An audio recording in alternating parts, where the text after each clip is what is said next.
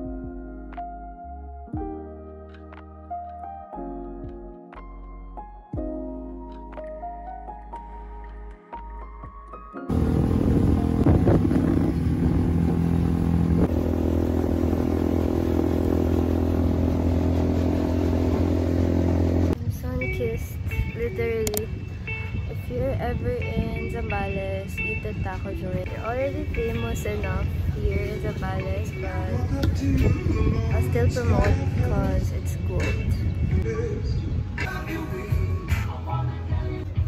Ano pa kainin, Chris?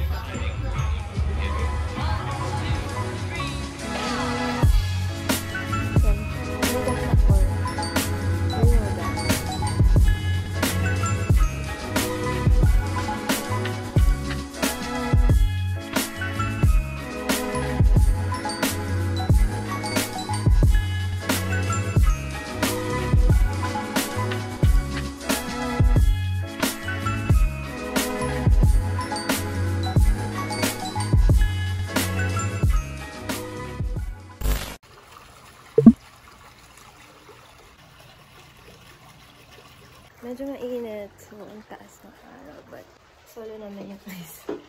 So I'll show you how it looks like outside. Sorry for the makeup, but this is the view from Villawan. Just to give you guys a quick room tour. JN, outdoor dining, kitchen, sink, his and hers sink. And then this is the outdoor bathroom. Very Bali feels. This is the upper area. Ang gulo lang kasi dito ako nag-ayos kahapon. Dito ako nag-makeup kasi may fan. But there. It's the view from the second floor. It's really nice. What can you say? Can I say about what? The climate change.